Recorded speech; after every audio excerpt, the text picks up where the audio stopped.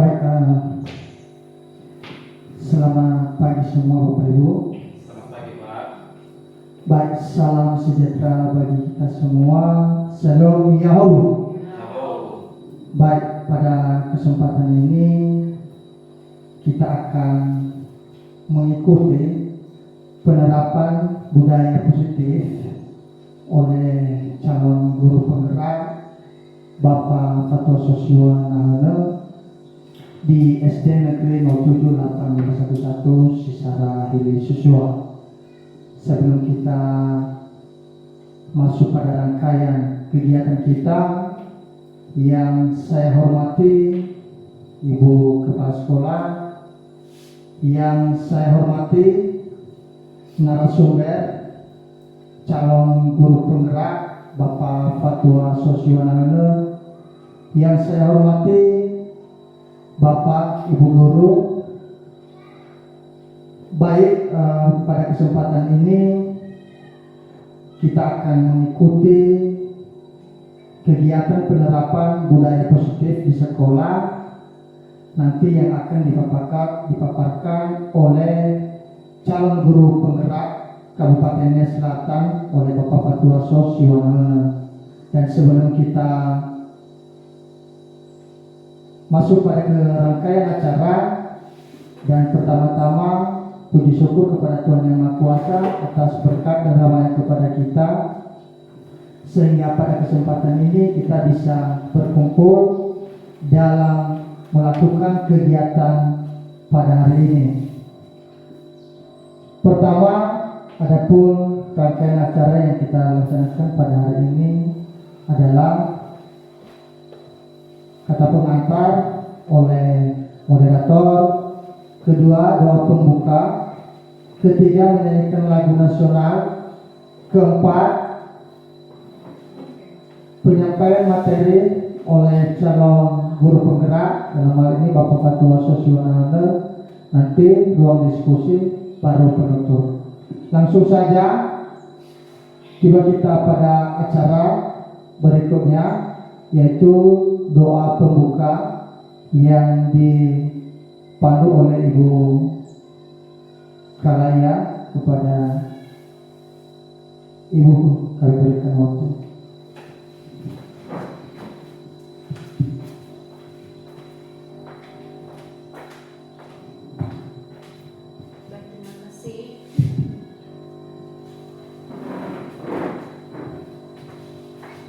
Baik, terima kasih. Sebelum kita memulai kegiatan ini, mari kita menyerahkan hidup kita ke dalam tangan Tuhan.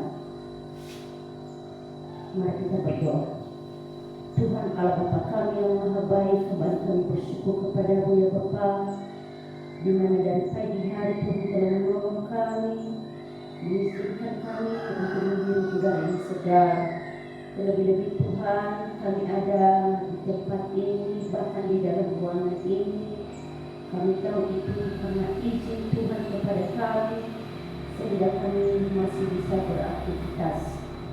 Terima kasih Tuhan buat semua penyertaan-Mu dalam kehidupan kami pribadi lepas pribadi.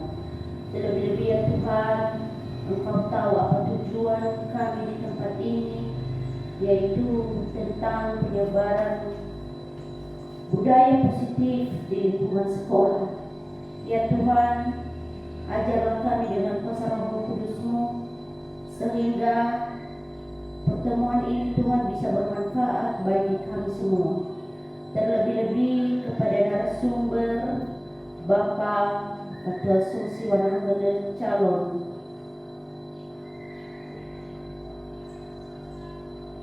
guru penggerak, dan kami percaya Tuhan Engkau pakai dia Tuhan, sehingga dia bisa berbagi ilmu kepada kami semua.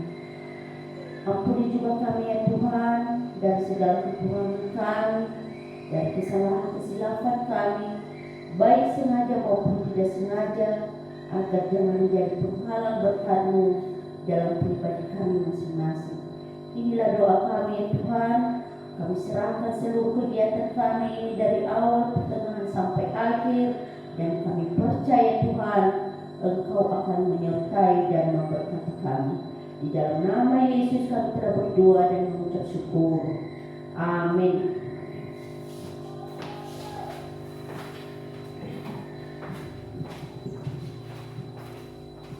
Baik, kita pada acara berikutnya. Sebelum penyampaian materi, saya undang Bapak Ibu semua, kita menyanyikan lagu-lagu nasional.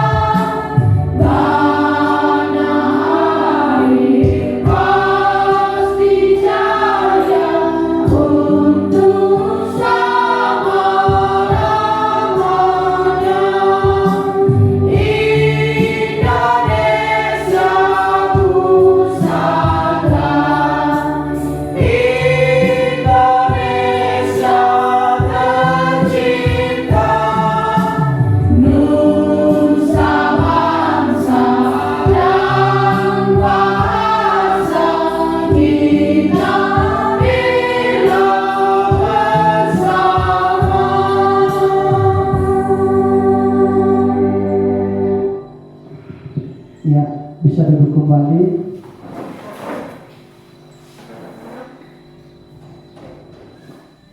Baik, kita lanjutkan sekarang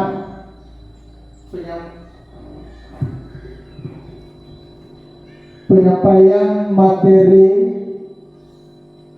penerapan budaya positif di sekolah yang disampaikan oleh Bapak Fatwa Sosial SPD, calon guru penggerak angkatan 10 Kabupaten Nias Selatan.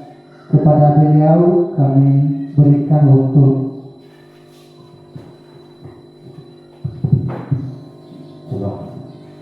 Baik, terima kasih kesempatan yang sudah diberikan kepada saya oleh moderator. Dan sebelumnya dulu kami minta izin dulu kepada Bapak Ibu untuk berdiri di depan ini, karena nanti biar saya langsung untuk bisa mengikuti memaparkan kegiatan kita pada hari ini, karena kita memakai slide. Nah, seterusnya Bapak Ibu, kami sapa dulu Bapak Ibu semua. Selamat pagi semua. Shalom. Ibu kepala sekolah yang saya hormati dan teman-teman guru di SD Negeri 078511 secara siswa. Pada hari ini saya sangat terima kasih kepada Bapak Ibu semua, di mana telah menyambut baik kegiatan saya di calon guru penggerak ini.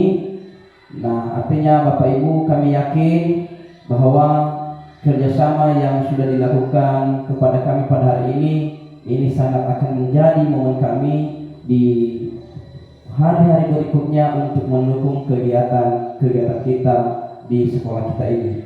Bapak Ibu, pada hari ini saya tidak perlu lagi memperkenalkan diri, mungkin karena kita teman-teman di sini, bahwa saya adalah sebagai calon guru penggerak angkatan 10 di Kabupaten Nias Selatan. Pada saat ini kita mengikuti bagaimana penerapan diseminasi daripada budaya positif, karena kami sudah mengikuti pendidikan guru penggerak ini, di mana kami sudah selesai mempelajari modul 1 di pendidikan ini. Maka dalam hal ini kami juga berbagi kepada Bapak Ibu hal-hal yang sudah kami pelajari di modul di pendidikan calon guru penggerak ini. Artinya Bapak Ibu, pada saat ini kita akan mendalami ataupun kami berbagi kepada Bapak Ibu tentang budaya positif. Nah, artinya Bapak Ibu, sebelumnya dulu kami minta maaf, ya, karena kami juga namanya saja yang masih baru belajar, dan kami yakin bahwa teman-teman nanti bisa saling berkolaborasi untuk mendukung budaya positif ini. Baik teman-teman, Bapak Ibu semua, budaya positif yang kita pelajari ataupun yang kita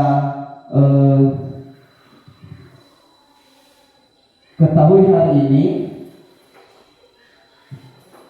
Baik teman-teman, mungkin sudah tidak asing lagi apa itu budaya positif.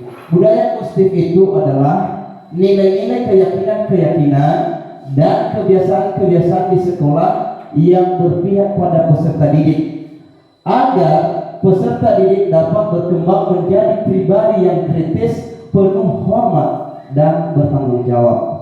Nah, Bapak Ibu sekalian, pada budaya positif ini yang kami imbaskan kepada Bapak Ibu, yaitu mengenai ada 7 poin. Ada 7 poin yang kami imbaskan kepada Bapak Ibu tentang budaya positif ini.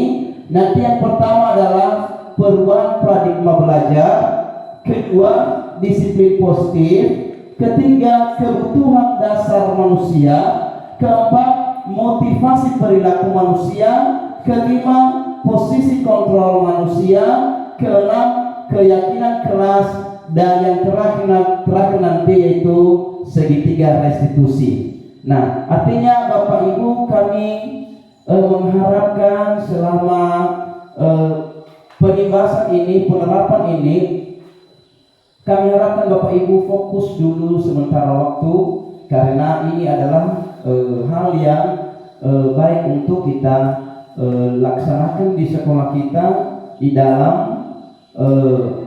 mewujudkan merdeka belajar yang berpihak pada murid. Nah, masuk kita pada poin pertama, yaitu tentang perubahan paradigma belajar.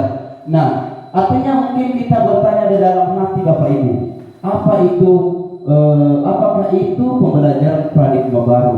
Nah, artinya Bapak Ibu, ini ada terbagi dua yang harus kami imbaskan kepada Bapak Ibu mengenai perubahan paradigma baru ini. Nah, artinya Bapak Ibu, ini pertama dulu adalah konsep dan komponen pembelajaran paradigma baru. Nah, pembelajaran paradigma baru memastikan praktik pembelajaran yang berpusat pada peserta didik. Nah, mungkin Bapak Ibu selama kita sudah berapa lama kita mengabdi, memang sebenarnya sebagian terpoles kita untuk melaksanakan kegiatan kita itu adalah yang berpihak pada murid kita. Tetapi untuk tahun ini adalah di kurikulum baru ini sangat baik sekali bagaimana kita melaksanakan aktivitas kegiatan kita itu yang berpihak pada murid. Pada pembelajaran paradigma baru ini, kerangka pengembangan pembelajaran bukan model yang linear, namun merupakan siklus yang berkesinambungan. Pembelajaran paradigma baru mencakup pemetaan standar kompetensi merdeka belajar dan asesmen kompetensi minimal, sehingga menjamin ruang yang lebih leluasa bagi pendidik untuk merumuskan rancangan pembelajaran dan asesmen sesuai dengan karakteristik kebutuhan peserta didik. Artinya di dalam paradigma baru ini Bapak Ibu, nanti akan kita lebih mendalam lagi apa yang harus kita lakukan di dalam kurikulum baru ini. Apalagi kurikulum yang kita ketahui pada saat ini adalah kurikulum merdeka. Mungkin di sekolah kita sudah dilaksanakan dari kelas 1 dan kelas 4. Mudah-mudahan di tahun ajaran 2024-2025 ini nanti kita sudah 4 kelas ataupun 4 tingkatan, di mana dari kelas 1, kelas 2, kelas 4 dan kelas 5. Nah, artinya kita sudah bisa nanti melaksanakan kurikulum merdeka di kelas masing-masing. Nah, artinya siapa tahu juga nanti ada perubahan, bisa juga kita laksanakan di kelas 3 dan kelas 6. Nah, seterusnya Bapak Ibu, pada pembelajaran paradigma baru, coba, ya, profil pelajar Pancasila berperan menjadi penuntun arah yang memacu segala kebijakan dan pembaruan dalam sistem pendidikan Indonesia, termasuk pembelajaran dan asesmen. Ini sebagai bagian yang sudah kami siapkan Bapak Ibu, di mana profil pelajar Pancasila adalah yang ada di tengah-tengah itu, yang menggerakkan roda daripada kurikulum pembelajaran dan asesmen itu. Karena semua yang 3 poin itu adalah itu merujuk pada profil pelajar Pancasila Bapak Ibu. Nah, seterusnya Bapak Ibu, kita masuk pada bagian B yang mengenai paradigma baru ini, di mana profil pelajar Pancasila bagian B-nya, pada profil pelajar Pancasila, kompetensi dan karakter esensial yang dapat dipelajari lintas disiplin ilmu tertuang dalam 6 dimensi. Artinya Bapak Ibu, kami yakin sering kita pun menyanyikan apa itu yang 6 dimensi pada profil pelajar Pancasila. Nah, Bapak Ibu, setiap dimensi memiliki beberapa elemen yang menggambarkan lebih jelas kompetensi dan karakter esensial yang dimaksud, selaras dengan tahap perkembangan peserta didik, serta sebagai acuan bagi pembelajaran asesmen. Indikator kinerja pada setiap elemen dipetakan dalam pada setiap fase secara umum. Nah, artinya Bapak Ibu, seterusnya kami sampaikan kepada Bapak Ibu bahwa yang 6 dimensi profil pelajar Pancasila itu, coba next Pak. Nah, ini adalah gambar dimensi profil pelajar Pancasila, dan ini mungkin sudah sering kita dengar, dan kadang-kadang kita ajak pun anak-anak kita untuk menyanyikan lagu profil pelajar Pancasila. Nah, ini Bapak Ibu, profil pelajar Pancasila itu ada 6 item yang harus kita gambarkan dan kita laksanakan untuk kita wujudkan yang namanya profil pelajar Pancasila itu, yaitu adalah beriman bertakwa kepada Tuhan Yang Maha Esa, berkebinekaan global, gotong royong, kreatif, bernalar kritis, dan mandiri. Artinya Bapak Ibu, ini nanti kami juga akan memberitahukan kepada Bapak Ibu apa saja hal-hal yang dilakukan pada setiap komponen itu.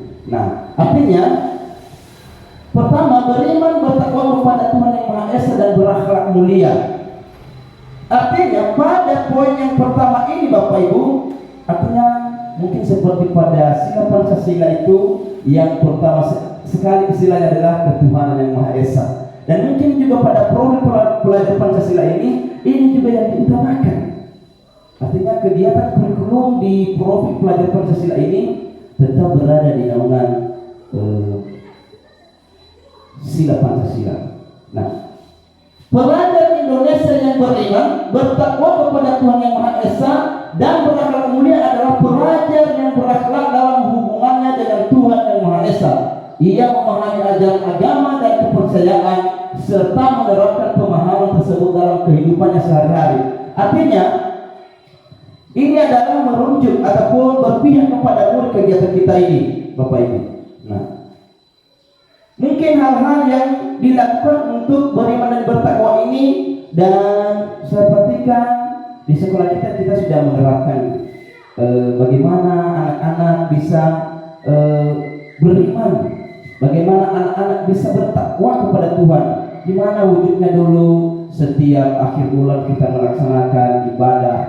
Nah, dan sepertinya juga kami perhatikan Bapak Ibu di setiap kelas juga sudah menjalankan, mengawali dan mengakhiri pembelajaran itu dengan doa. Nah, itu hal-hal dan banyak hal-hal lain yang anak-anak kita lakukan untuk beriman dan bertakwa kepada Tuhan Yang Maha Esa. Seterusnya Bapak Ibu, kedua, berkebinekaan global, di mana pelajar Indonesia mempertahankan budaya luhur, lokalitas, identitasnya, dan tetap berpikiran terbuka dalam berinteraksi dengan budaya lain, sehingga menumbuhkan rasa saling menghargai dan kemungkinan terbentuknya budaya luhur yang positif dan tidak bertentangan dengan budaya luhur bangsa. Artinya, di sini pelajar-pelajar kita itu diterapkan yang namanya bagaimana mereka itu bisa mengingat budaya luhur itu dan bisa meneruskan budaya luhur yang diwariskan oleh nenek moyang kita. Dan mungkin Bapak Ibu semalam pun di kantor kami bercerita di sana bahwa di sini banyak yang mulai menipis budaya-budaya kita di daerah kita di lokasi ini. Nah, artinya tidak tertutup kemungkinan nanti Bapak Ibu di tahun ajaran 2024-2025 marilah kita kembangkan ini, dan tidak tertutup kemungkinan juga ketika kita bisa berkonsultasi baik kepada orang tua murid maupun kepada masyarakat sekitar yang bisa membantu kita di dalam mengembangkan kembali, di dalam menggali kembali budaya-budaya kita. Nah, seterusnya Bapak, pada poin yang ketiga pada profil pelajar Pancasila ini adalah yaitu tentang bergotong royong, di mana di sini pelajar Indonesia ataupun anak-anak memiliki kemampuan bergotong royong, yaitu kemampuan untuk melakukan kegiatan secara bersama-sama dengan sukarela agar kegiatan yang dikerjakan dapat berjalan lancar. Maka ini yang dikerjakan dapat berjalan lancar, mudah dan ringan. Elemen-elemen dari bergotong royong adalah ada ini.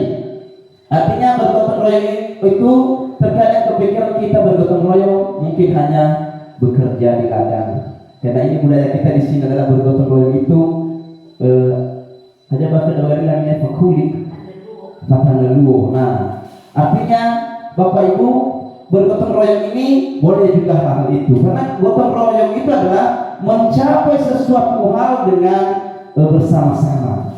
Nah, artinya di sini dalam kegiatan gotong royong yang dia tekankan kepada kita pada profil pelajar Pancasila ini adalah kolaborasi, kepedulian, dan berbagi. Ini juga termasuk gotong royong yang kita lakukan hari ini, Bapak Ibu. Nah, artinya yang kita ajarkan, yang kita pahami ataupun yang kita pelajari hari ini, Bapak Ibu, yaitu untuk anak-anak kita. Dan kami yakin Bapak Ibu sudah memang betul-betul rasa gotong royong sudah sangat tinggi. Nah, seterusnya Bapak Ibu masuk pada kemandirian. Nah, kemandirian ini juga tidak lepas kaitannya dari profil pelajar Pancasila ini. Ini kenapa? Karena menekankan kita untuk membuat anak-anak kita itu benar-benar mandiri. Nah, mampu tanpa mengharap lagi kepada orang lain. Dia bisa. Nah, malah kalau namanya kemandirian itu mampu bertanggung jawab. Nah, mungkin Bapak Ibu ini elemen kunci dari mandiri terdiri atas kesadaran akan diri dan situasi yang dihadapi serta regulasi diri. Nah, artinya ini juga yang harus kita kembangkan kepada anak kita, bahwa kemandirian itu sangat penting, Bapak Ibu. Nah, walaupun mereka masih hanya tingkat dasar, artinya sehingga nanti semakin tinggi nanti dia, semakin besar dia nanti, semakin besar sekolahnya, dia sudah terpupuk mulai dari kecil. Next Pak. Baik, seterusnya adalah poin yang kelima, yaitu bernalar kritis. Di mana pada profil pelajar Pancasila, Bapak Ibu, ini juga akan berkaitan erat juga yang namanya bernalar kritis kepada anak-anak didik kita. Pelajar yang bernalar kritis mampu secara objektif memproses informasi baik kualitatif maupun kuantitatif, membangun keterkaitan antara berbagai informasi, menganalisis informasi, mengevaluasi, dan menyimpulkannya.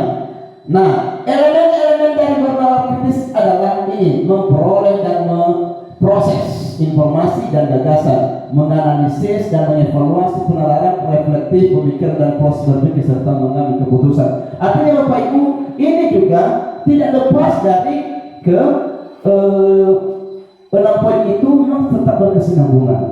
Ya, kenapa? Karena bernalar kritis ini memacu anak-anak itu ketika dia sudah mandiri, maka ini juga harus tertanam dalam dirinya yang namanya bernalar kritis. Nah, artinya dia itu mampu mengolah informasi sendiri.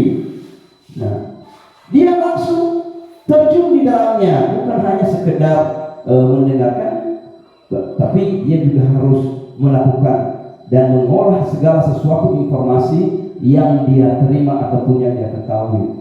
Seterusnya pada poin yang keenam ini adalah kreatif. Nah, ini kreatif ini memicu kepada anak-anak kita. Nah, kalau kreatif ini di mana dia itu harus menghasilkan gagasan yang orisinal serta menghasilkan karya dan tindakan yang orisinal. Mungkin Bapak Ibu seperti inilah yang kami terapkan kepada Bapak Ibu hal-hal yang muncul dalam paradigma baru ini, di mana banyak hal-hal yang kita pelajari di munculnya paradigma baru ini, terutama adalah pada kurikulum Merdeka ini. Nah, baik Bapak Ibu, kedua tadi adalah paradigma baru. Sekarang adalah kita masuk pada disiplin positif. Bapak Ibu, ketika kita mendengarkan yang namanya kata disiplin ini, mungkin kita tetap berpikir, apa sih itu disiplin? Nah, di pikiran kita selalu muncul hal itu. Nah, artinya Bapak Ibu, ini kebanyakan orang akan menghubungkan kata disiplin dengan kata tertib, teratur, kepatuhan pada peraturan. Nah, artinya kata disiplin juga sering dihubungkan dengan hukuman, padahal itu sungguh berbeda. Karena belajar tentang disiplin positif tidak harus dengan memberi hukuman, justru itu adalah salah satu alternatif terakhir, dan kalau perlu tidak digunakan sama sekali. Nah, kenapa? Karena menerapkan disiplin positif ini, terkadang kita selalu menghubungkan disiplin positif itu adalah dengan peraturan. Nah, tapi mungkin nanti lebih baik lagi nanti Bapak Ibu, lebih baik lagi nanti hal-hal yang harus kita lakukan untuk materi selanjutnya. Nah, dalam budaya kita makna kata disiplin dimaknai menjadi sesuatu yang dilakukan seseorang pada orang lain untuk mendapatkan kepatuhan. Kita cenderung menghubungkan kata disiplin dengan ketidaknyamanan. Nah, yang seharusnya disiplin ini Bapak Ibu, ada hal-hal yang harus kita lakukan kepada anak kita untuk disiplin ini. Bukan tadi harus disiplin ini adalah termasuk peraturan ini, harus teratur ini, harus termasuk dari kita tertib ini disiplin. Nah, yang sebenarnya Bapak Ibu, ini marilah kita perhatikan apa yang disampaikan oleh tokoh pendidikan kita itu Ki Hajar Dewantara. Nah, dia ini menyatakan, di mana ada kemerdekaan, di situlah harus ada disiplin yang kuat. Semua disiplin itu bersifat self disiplin, yaitu kita sendiri yang mewajibkan kita dengan sekeras-kerasnya. Tetapi itu sama saja, sebab jikalau kita tidak cakap melakukan self disiplin, wajiblah penguasa lain mendisiplinkan diri kita, dan peraturan demikian itulah harus ada dalam sosial yang merdeka. Artinya Bapak Ibu, ini yang disampaikan oleh tokoh pendidikan ini adalah yang benar. Nah, disiplin ini tidak harus menjadi ketegasan dalam mengikuti aturan. Nah, tetapi yang ditekankan oleh Bapak Tokoh Ki Hajar Dewantara ini adalah bagaimana supaya kita melakukan disiplin itu tanpa ada lagi pengaruh dari luar. Nah, artinya kita sendiri, kita gerakan diri kita untuk disiplin. Nah, jangan lagi ada orang luar, kenapa ini? Saya harus disiplin karena saya harus mengikuti ini, karena teman saya sudah melakukannya. Jangan. Artinya itu adalah ada rasa terpengaruh eksternal. Nanti kita akan lebih dalam mempelajarinya. Nah, seterusnya Bapak Ibu, di situ Ki Hajar Dewantara menyatakan bahwa untuk mencapai kemerdekaan atau dalam konteks pendidikan kita saat ini, untuk menciptakan murid yang merdeka, syarat utamanya adalah harus ada disiplin yang kuat. Nah, artinya sudah disampaikan tadi oleh Bapak Tokoh Ki Hajar Dewantara itu, di mana ada disiplin yang kuat, di situ ada kemerdekaan bagi kita. Nah, seterusnya Bapak Ibu, disiplin yang dimaksud adalah disiplin diri yang memiliki motivasi internal. Nah, arti itu yang saya sampaikan, dari dalam diri, kesadaran sendiri. Jangan nanti karena Ibu sudah dia menjalankan disiplin, harus saya ikuti disiplin juga. Tidak. Artinya biarlah dalam diri kita seperti apa. Ini kemarin sudah saya sampaikan pun kepada Ibu kepala sekolah, bahwa ini ternyata kedisiplinan kita selama ini ada sedikit yang artinya kita masuk di sini tidak bagus, kita overlap ke sini ternyata tidak bagus. Nah, yang mana ini tidak bagus, ternyata dari internalnya saja tidak berubah. Mau bagaimanapun kita ada faktor eksternalnya, ada pengaruh perubahan dari luar, kalau memang internal ini tidak mengubah, mustahil. Nah, seterusnya, next. Disiplin positif merupakan suatu cara penerapan disiplin yang mengajarkan anak bertanggung jawab dan menumbuhkan kesadaran diri berdasarkan nilai-nilai kebajikan. Next. Disiplin positif lebih ke arah disiplin diri yang dapat mengontrol diri dalam melakukan segala tindakan. Next. Disiplin diri dapat membuat murid memahami dan menyadari berdasarkan motivasi internal, bukan akibat paksaan, bukan karena pujian, dan bukan karena hukuman. Nah, ini disiplin ini yang harus diterapkan kepada anak kita. Ini yang ketiga ini. Kita menerapkan disiplin positif kepada anak kita bukan karena yang tiga-tiga ini, bukan karena akibat paksaan. Harusnya kamu harus tepat waktu ya, kamu harus laksanakan tugasmu ya. Nah, apalagi di situ bukan karena pujian, kamu itu begitu bagaimana banyak sekali kita bersama anak. Tapi yang kita harus tanggung jawab kita sebagai guru di situ adalah biarlah anak itu bagaimana kita menyadari mereka. Biar sadar dia dengan disiplin tanpa lagi kita membuat yang tiga-tiga ini. Ada kita paksa, kita memberikan pujian bagi mereka dan kita memberikan hukuman kalau tidak datang besok tempat waktu saya hukum. Nah, itu kadang-kadang kita kan Bu, kadang-kadang kita kalau apelkan yang terlambat dulu satu depan. Nah, next. Nah, baik Bapak Ibu, yang ketiga adalah kita masuk pada mengenai kebutuhan dasar manusia. Nah, dalam kebutuhan dasar manusia ini, Bapak Ibu, ada 5 poin yang harus kita ketahui di sini, yaitu kebutuhan dasar manusia ini menurut Dr. William Glasser dalam bukunya Social Theory. Nah, ada 5 kebutuhan dasar manusia yang disebutkan, yang disampaikan oleh Tuhan kita Dr. William Glasser ini. Satu adalah bertahan hidup ataupun survival. Nah, 2 merasa diterima, love and belonging. Ketiga, kebebasan, freedom. Keempat, kesenangan, fun, and terakhir adalah penguasaan ataupun power. Bapak Ibu, ini satu persatu akan kami sampaikan kepada Bapak Ibu, yaitu mengenai kebutuhan dasar manusia ini, di mana bertahan hidup itu, di mana anak-anak itu butuh aman, butuh sehat, butuh rumah, dan butuh makanan. Nah, artinya kalau tidak terpenuhi juga itu kepada anak-anak kita, bagaimana juga bisa mereka hidup? Namanya saja kebutuhan hidup. Nah, kalau anak-anak tidak aman di rumah, pasti mustahil juga tidak terwujud apa yang kita harapkan. Nah, kalau anak-anak juga tidak sehat, bagaimana dia bisa masuk sekolah mengikuti pelajaran? Kalau anak tidak punya rumah, di mana dia tinggal? Kalau anak tidak punya makanan, bagaimana dia bisa hidup? Nah, seterusnya Bapak Ibu, pada poin yang kedua, yaitu kebebasan. Kebebasan yaitu freedom. Kesempatan untuk membuat pilihan, menyuarakan pendapat dengan percaya diri, memberi kesempatan mencoba hal-hal yang baru. Artinya Bapak Ibu, yang namanya freedom, merdeka. Nah, di dalam kebebasan yang dia maksud di sini bukan berarti kita biarkan saja anak kita mau apa saja yang dia lakukan.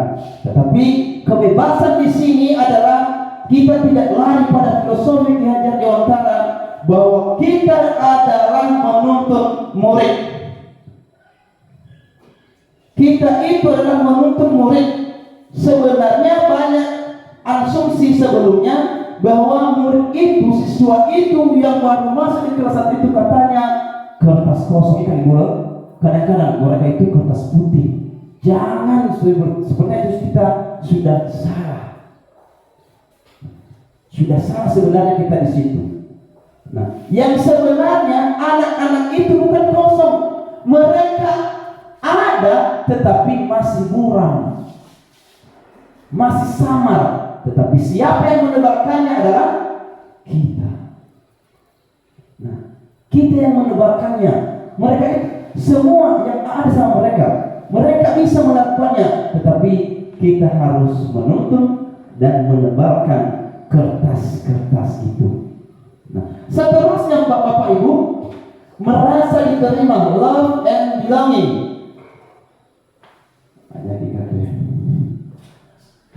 Yaitu ini diterima oleh siapa?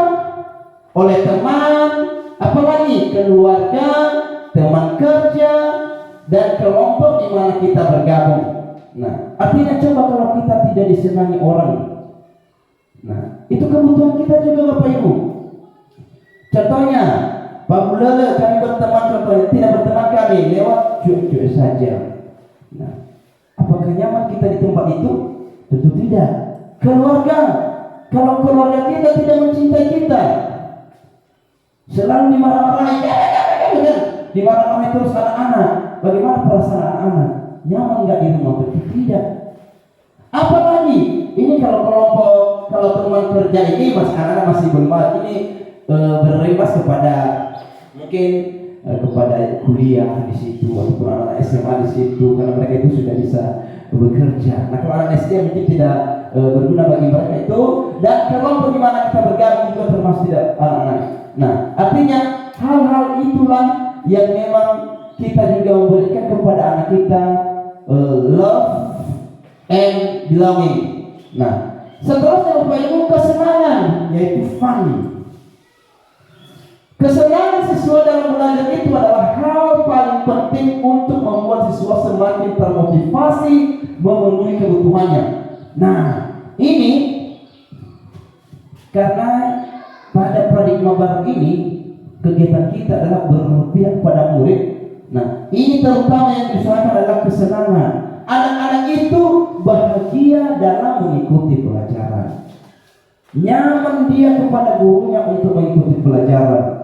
Senang dia masuk di dalam kelas karena teman-temannya bersahabat dengan baik. Nah, dan banyak hal-hal lain yang mewujudkan kesenangan ini. Bukan anak-anak senang-senang bawa makanan dari rumah, ada uang, bukan itu kesenangannya. Bukan itu yang diharapkan anak-anak. Nah, kesenangan ini adalah terwujud di sekolah, terwujud di lingkungan, lebih-lebih di dalam keluarga. Nah, seterusnya yang terakhir adalah penguasaan atau power. Nah, artinya Bapak Ibu, yang namanya penguasaan ini mungkin terkadang kita melihat sikap anak-anak TK, kadang-kadang terpercik dalam pemikiran kita anak TK itu kalau dikasih barang-barang itu dibawa sebelum dibina diarahkan oleh tutornya pasti mau milik sendiri, kan begitu. Aku mau negatif. Nah, kalau diambil oleh tutornya dia itu menangis. Nah, artinya step-step ketika dituntun lebih baik dan bagus oleh tutornya, pasti anak itu nanti akan berubah menjadi anak yang tidak egois. Nah, inilah setiap murid memiliki ada kebutuhan untuk merasa kompeten, menjadi terampil, diakui pencapaian dan keterampilan, didengarkan, bisa membuat dampak dan pengaruh, dan memiliki rasa harga diri. Itu penguasaan. Anak-anak juga butuh ini. Bukan penguasaan tadi yang saya sampaikan seperti anak TK yang baru masuk di TK itu. Nah, ini anak-anak membutuhkan. Ini adalah kebutuhan dasar manusia ini yang kelima Bapak Ibu. Nah, artinya nanti Bapak Ibu kalau seandainya butuh akan saya share nanti di grup kita apa saja ini, karena biar jadi panduan kita untuk mendukung kompetensi ataupun mendukung aktivitas kita di dalam pelaksanaan kegiatan di sekolah next. Bapak Ibu, sangatlah penting bagi kita untuk mengetahui kekuatan dasar murid agar kita memahami alasan dibalik sikap dan tingkah laku mereka. Nah, artinya Bapak Ibu, bila murid berperilaku buruk atau melanggar peraturan sehingga tindakannya tidak sesuai dengan nilai kebajikan, maka guru harus mencari tahu alasan yang mendasari tindakan tersebut dan kebutuhan apa yang belum terpenuhi. Nah, artinya Bapak Ibu, mungkin dari kebutuhan tadi ini mungkin diterapkan ke kita di situ apa hal-hal yang mudah kita pahami kepada diri kita. Karena tanpa kita memahami yang lima itu tadi kebutuhan manusia itu, pasti juga bagaimanapun kita membuat anak itu supaya bagus, supaya dia melakukan hal terbaik. Kalau tidak kita pikirkan, kita perhatikan, kita tidak memahami hal-hal yang kekurangan dalam kehidupannya tadi, yang 5 kebutuhan tadi, maka pasti kita akan jadi bingung bagaimana membuat anak itu menjadi lebih baik. Melalui percakapan dengan dalam pendekatan disiplin positif, murid dapat diajak untuk bersikap reflektif. Artinya Bapak Ibu, di dalam memenuhi kebutuhan murid itu, karena mungkin kemarin saya sudah menerapkan di sini sama kita Bapak Ibu, walaupun hanya sekedar memenuhi tugas saya, dan memang itu adalah salah satu hal yang baik Bapak Ibu.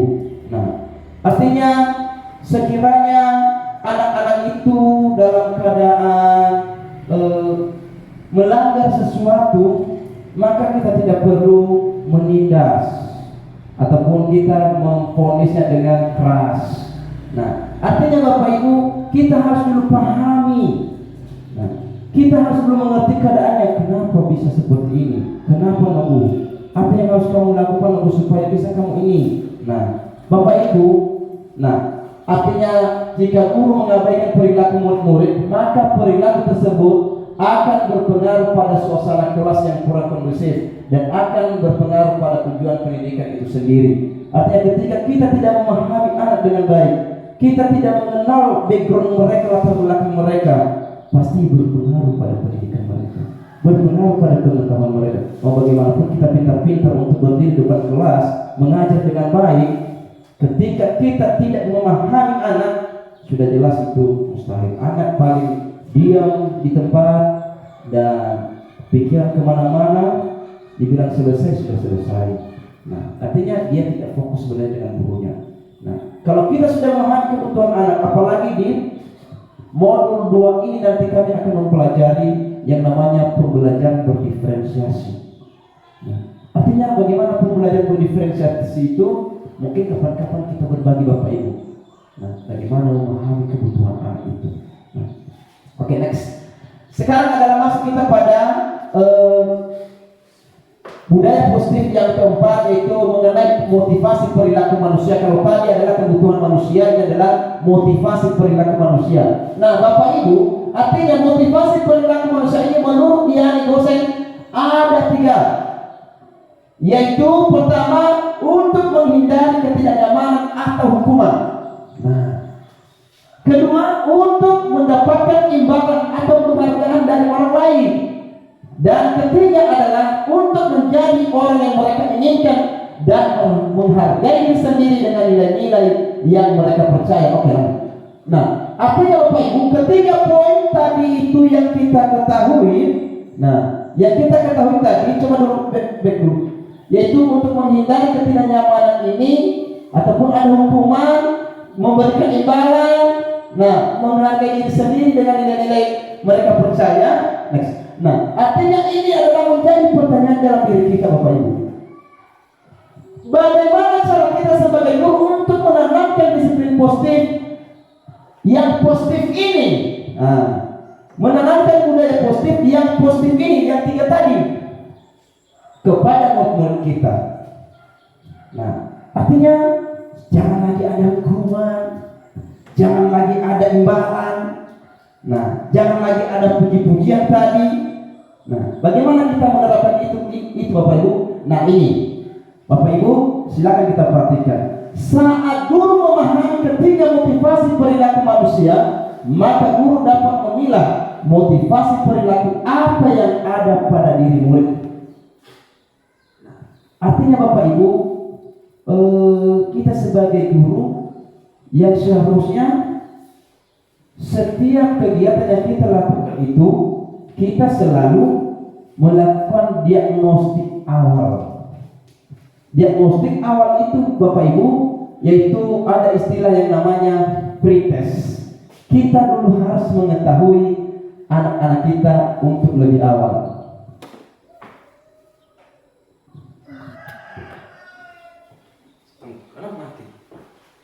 Gak jalan, Pak.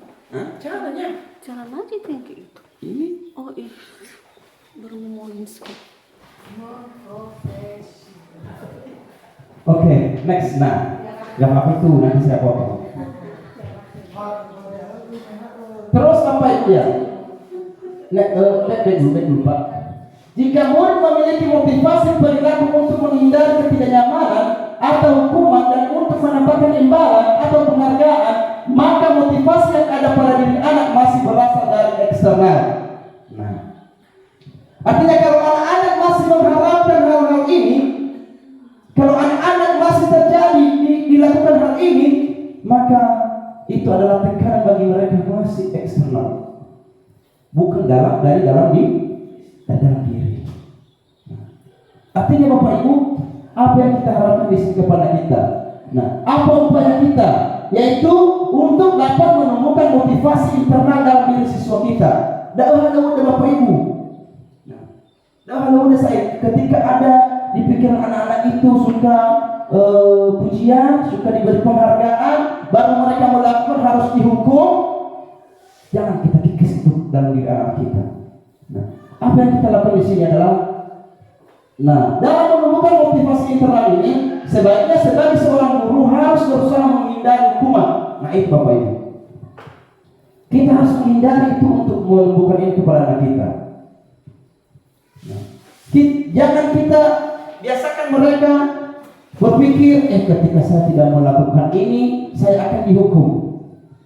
Nah, saya tidak mau melakukannya karena saya nanti tidak mendapatkan hadiahnya karena memang saya kurang pintar dari si A. Jangan. Nah, itulah yang perlu kita kikis Bapak Ibu. Bagaimana cara anak-anak tidak lagi berpikir di dalam hal itu. Nah, seterusnya masuk kita pada budaya positif yang kelima, yaitu 5 posisi kontrol. Coba tadi melalui Pak tadi dibuka Pak, karena sepertinya tidak lengkap ini. Ini belajar. Nah, coba belajar awal. Iya. Oke. Bapak Ibu, next. Pada posisi kontrol ini ada 5 posisi kontrol yang disebutkan ataupun dari yang dinyatakan oleh Mr. Diane Gosen. Nah, ini dari buku Mr. Diane Gosen. Nah, ada 5 ini yang sebenarnya yang sering kita lakukan Bapak Ibu setiap hari. Tetapi nanti akan kami uraikan satu persatu sama Bapak Ibu. 5 posisi kontrol ini: penghukum, pembuat merasa bersalah, kita berteman, kita sebagai pemantau, dan kita sebagai manajer. Ada 5 poin ini yang sering kita lakukan di kehidupan nyata. Tetapi kita sebenarnya kalau kelima-lima itu tadi memang sudah sering kita mencari semua, tetapi kita tidak memfokuskan mana yang paling baik. Bapak Ibu, yang pertama marilah kita coba. Iya. Kontrol penghukum. Seorang penghukum bisa menggunakan hukuman fisik maupun verbal. Orang-orang yang menjalankan posisi penghukum senantiasa mengatakan bahwa sekolah memerlukan sistem atau alat yang dapat menekan murid-murid lebih dalam lagi. Guru-guru yang menerapkan posisi penghukum akan berkata, patuhi aturan saya atau awas. Itu adalah penghukum. Apalagi kamu selalu saja salah. Itu penghukum dalam diri anak-anak Bapak Ibu. Nah, pasti selalu yang terakhir, kamu ini selalu aja yang itu. Nah, itu yang sering muncul. ACC mana juga DNAI, ya kan? Sering harap kita wawancara. Tapi ketika setelah saya mempelajari, ternyata banyak sekali kesalahan saya. Nah, selalu guru seperti ini senantiasa percaya hanya ada satu cara agar pembelajaran bisa berhasil, yaitu dengan cara dia. Itu guru yang egois. Berarti kalau ada yang sama kita, berarti kita penghukum. Nah, seterusnya Bapak Ibu ini perhatikan bagaimana dia yang namanya penghukum, nada suara tinggi, bahasa tubuh itu dia. Itu adalah penghukum. Lemah kendali. Di sini tidak ada dengan kita ya. Tapi di sekolah kadang-kadang di sekolah lain muncul. Nah, mata melotot. Nah, mata melotot itu sudah jelas macam militer. Kau ini, nah, itu mata melotot. Apa lagi? Ini tadi jari-jari menunjuk. Kau ya sudah sering kamu berbuat kesalahan ya. Nah, ini kamu tidak berubah ya. Udah masuk ke sini bukan? Nah, seterusnya Bapak Ibu, ini ada mengadik terlambat lagi. Coba. Nah, terlambat lagi, pasti terlambat lagi. Selalu datang terlambat. Kapan bisa datang tepat waktu? Itu adalah kata-kata perintah, kata-kata yang keras. Nah, terlambat lagi. Kapan lagi kamu ini berubah? Nah, itu adalah kata-kata menghargai anak-anak. Nah, seterusnya bagaimana perasaan murid bila guru berbicara seperti itu pada saat muridnya terlambat? Ini hasil apa itu? Ini hasilnya nanti yang berefek kepada anak. Kemungkinan murid marah dan menendam atau bersifat agresif. Bisa jadi sesudah kembali duduk murid tersebut akan mencor-cor bukunya atau meja tulisnya. Lebih buruk lagi sepulang sekolah, murid melihat motor atau mobil bapak ibu guru dan akan memprotes kendaraan tersebut dengan takut. Kenapa? Karena mereka juga marah. Kan bapak ini auskan. Memang ini sudah betul-betul memang masih belum dilakukan sama kita di sini. Di SMK di sekolah saya bapak ibu. Di SMK di sekolah saya, ban motor guru-gurunya, tempat duduk motor sudah dicor dengan pisau, dirusak. Kenapa terjadi seperti itu? Kenapa terjadi hal itu? Karena kita yang sebenarnya, kita selalu mengajarkan memberi hukuman, kita selalu mengajarkan memberi anak kata-kata yang tidak menyenangkan, sehingga dengan perasaan mereka akan terjadi yang namanya dendam. Awas bapak ibu ini, karena kamu guruku berani di depan kelas, makanya saya tidak berani menjawab kata-katamu. Biar nanti motor. Nah, seterusnya bapak ibu, kita masuk pada posisi kontrol yang kedua, yaitu pembuat merasa bersalah. Pada posisi ini biasanya guru akan bersuara lebih lembut. Nah, pembuat merasa bersalah akan menggunakan keheningan yang membuat orang lain merasa tidak nyaman, bersalah atau rendah diri. Kata-kata yang kedua dengan lembut akan seperti ini. Coba lihat. Ibu sangat kecewa sekali dengan kamu. Nah, kata-kata kecewa itu anak merasa bersalah. Ibu sangat kecewa sekali sama kamu. Apalagi gimana coba kalau orang tua kamu tahu kamu berbuat begini. Nah, bagaimana kalau orang tua begini? Nah, memang kata-kata yang masih lembut, tetapi anak itu merasa bersalah. Nah, di posisi ini murid akan memiliki penilaian diri yang buruk tentang diri mereka. Murid merasa tidak berharga dan telah mengecewakan orang-orang disayanginya. Artinya ketika kita memberikan kata-kata ini kepada murid kita, maka terjadi bagaimana ini besok saya lakukan ini. Mereka itu merasa bersalah kepada teman-teman, kepada siapa sudah mereka berbuat salah. Nah, seterusnya next. Pembuat merasa bersalah ini tadi nada suara memelas, halus dan sedih. Ya kan? Nah, apalagi bahasa tubuh seperti tadi kan? Gimana kalau diketahui orang tua seperti ini? Apalagi merapat pada anak. Artinya kita memang selalu mendekat, namanya aja kan? Kita memberi anak itu merasa bersalah. Ini coba bagaimana kalau orang tua seperti ini? Nah, artinya dia itu merasa bersalah. Nah, ini coba kita perhatikan. Adik, kamu ini bagaimana ya? Kamu sudah berjanji dengan ibu tidak akan terlambat lagi. Kamu kenapa ya senang sekali mengecewakan ibu? Ibu benar-benar kecewa sekali. Nah, bagaimana perasaan murid bila ditegur seperti cara ini? Coba sepertinya sudah terima kasih bagus.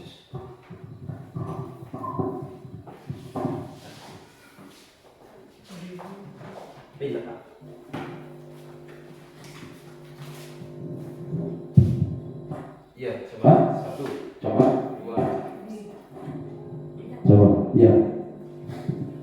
Bagaimana perasaan murid-murid bila ditegur seperti cara ini, Bapak Ibu? Nah, artinya Bapak Ibu, sobat Bapak Guru, murid akan merasa bersalah. Bersalah telah mengecewakan ibu atau bapak gurunya. Murid akan merasa menjadi orang yang gagal dan tidak sanggup membahagiakan orang lain ataupun gurunya. Kadang-kala sikap seperti ini lebih berbahaya dan lebih berbahaya dari sikap berhukum. Nah, itu kan, ini kata-kata tadi sebenarnya ini memang lembut kata-kata daripada merasa bersalah ini, membuat merasa bersalah. Tapi kata di sini adalah membuat merasa bersalah ini lebih kejamnya dari penghukum. Ini lebih kejamnya daripada penghukum, Bapak Ibu. Nah, artinya Bapak Ibu, tidak seperti murid dengan guru penghukum, di mana murid bisa menumpahkan amarahnya walaupun dengan cara negatif. Murid tertekan seperti inilah yang tiba-tiba bisa meletus amarahnya dan bisa menyakiti diri sendiri atau orang lain. Coba ya, banyak anak-anak sekolah yang sering bunuh diri kita dengar, baik di luar maupun di sini. Kita tidak tahu faktornya dari mana. Kita tidak tahu faktornya. Mungkin ada sikap mereka, ada perbuatan kotor mereka, sehingga ada orang yang sudah tahu dia memberikan kata-kata itu.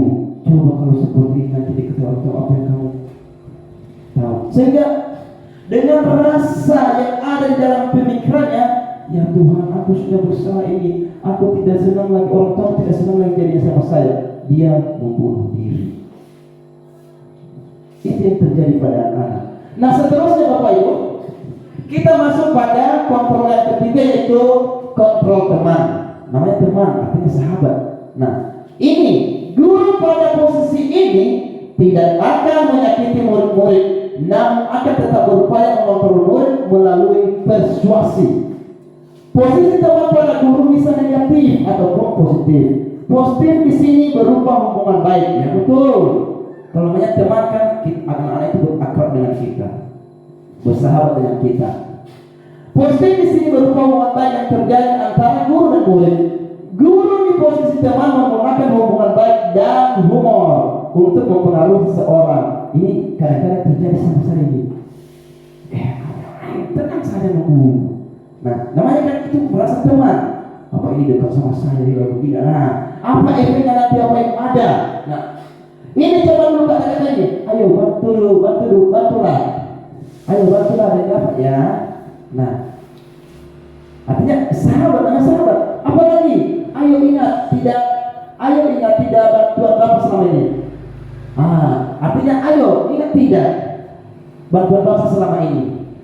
Nah, artinya dia mengingatkan bahwa kita itu adalah sahabat ataupun teman. Nah, banyak sekali Bapak Ibu. Hal negatif dari posisi teman adalah bila suatu saat guru tersebut tidak membantu, maka murid akan kecewa dan berkata, saya pikir Bapak Ibu teman saya. Nah, kenapa? Dia tadi selalu mengharap kepada kita, karena selamanya dia berpikir gurunya itu tetap bersama dia. Seterusnya Bapak Ibu, murid merasa dikecewakan dan tidak mau lagi berusaha. Inilah efek-efeknya Bapak Ibu kalau kita selalu berteman dengan anak-anak, selalu menyelesaikan masalah anak itu dengan cara teman. Inilah efeknya, yaitu murid merasa dikecewakan dan tidak mau lagi berusaha. Hal lain yang mungkin timbul adalah murid hanya akan bertindak untuk guru tertentu dan tidak untuk guru lainnya. Nah itu, kalau Bapak Guru masuk di kelas 6, dia melakukan tindakan ini di kelas 6 atau di kelas 5, maka karena Bapak Guru selalu bersahabat dengan anak-anak, apa kepikiran anak-anak? Hanya itu guru kami Bapak Guru, betul tidak? Itu yang terjadi Bapak Ibu. Hanya itu guru kami Bapak Guru, tidak ada guru kami. Dia tidak menyapa Bapak itu gurunya. Kenapa? Karena kita selalu memunculkan hal-hal ini, yaitu sebagai teman. Dia selalu berharap kepada gurunya. Hanya itu yang sering membantu dia, yang menolong dia, yang selalu menghiburnya ketika dia menghadapi sesuatu. Nah, seterusnya Bapak Ibu, murid akan tergantung pada guru tersebut. murid akan tergantung pada murid tersebut, pada guru tersebut. Coba seperti tadi, waduh, aku pikir guru selamanya di sini. Kenapa dia tidak membantu aku? Coba ketika kita ada tugas, anak itu membutuhkan kita, kita tidak ada di sampingnya, pasti itulah yang terjadi kepada didikan kita. Baik, pada posisi kontrol teman ini Bapak Ibu, ini ada suara ramahnya teman. Apalagi mereka di situ akrab dan sering bercanda. Apalagi bahasa tubuh merapat pada mulut, mata dan senyum sejenak. Artinya Bapak Ibu, namanya ada sahabat. Nah, mana ada orang sahabat marah-marah kepada temannya? Coba seperti kayak Bapak Bulan diserahkan bercanda, mas teman, apa yang terjadi? Kami sedang bercanda dengan kami atas. Nah, artinya Bapak Ibu, seperti itulah nanti kepada anak kita. Nah, ini mungkin ada pertanyaan-pertanyaan untuk anak itu, bagaimana kita buat mereka itu berteman. Nah, coba seperti ini salah satu. Pak Guru bantu kau, adik, ayolah, bagaimana sih kamu? Kemarin kamu sudah janji ke Bapak bukan? Kemarin kamu sudah berjanji ke Bapak bukan? Kenapa terlambat lagi? Artinya sebenarnya mengingatkan mereka kenapa terlambat lagi supaya dekat dengan kita. Sebenarnya itu adalah kata-kata yang membuat anak ada nanti efek-efeknya. Nah, artinya Bapak Ibu, dalam hal-hal ini, bagaimana perasaan murid dengan sikap guru seperti ini? Ini hasilnya Bapak Ibu. Ini hasilnya itu murid akan merasa senang dan akrab dengan guru. Memang senang mereka, akrab. Nah, ini termasuk dampak yang positif. Hanya saja di sisi negatif murid menjadi tergantung pada guru tersebut. Artinya di sisi positif itu mereka akrab. Di sisi negatifnya dia tergantung kepada kita.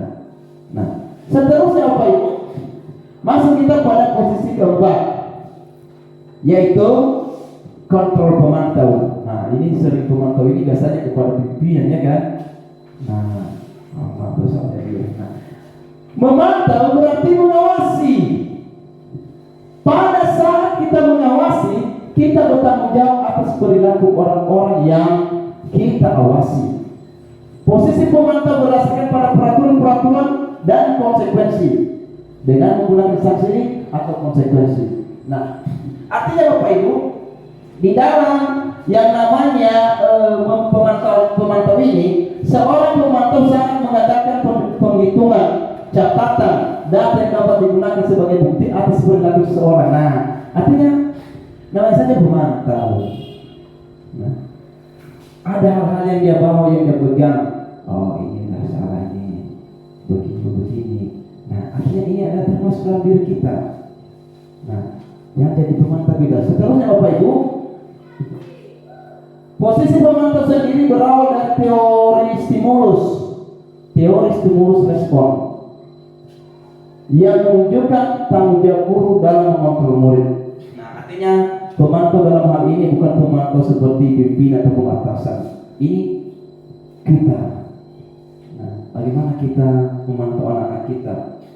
Apakah kita memantau hanya melihat saja tanpa memberikan masukan, tanpa memberikan arahan?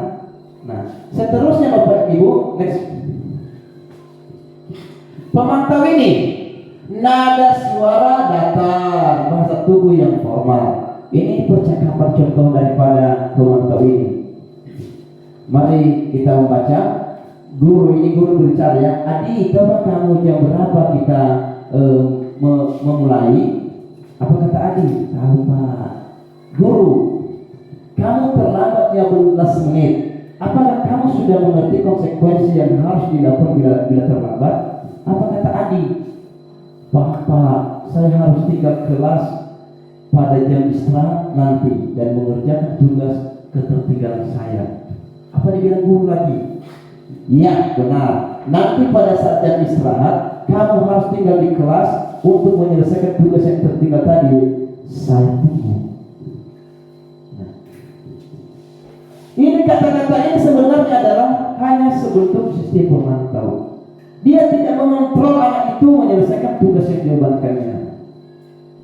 Nah, dia tidak mengambil seperti Bapak Gubernur kemarin, nah dia tidak ada di sini.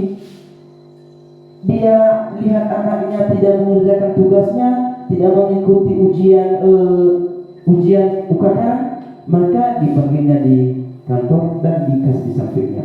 Kenapa? Kalau kita hanya sistem pemantau Bapak Ibu, mungkin anak-anak itu ketika mereka butuh untuk bertanya sesuatu, siapa yang menjawab? Siapa yang membantu mereka memberikan jawaban? Contohnya seperti kemarin, Pak, apa ini Pak? Langsung Bapak begini, dia memberikan gambaran sehingga anak itu nanti dia berusaha mencari sendiri apa maksud daripada soal. Itulah Bapak Ibu.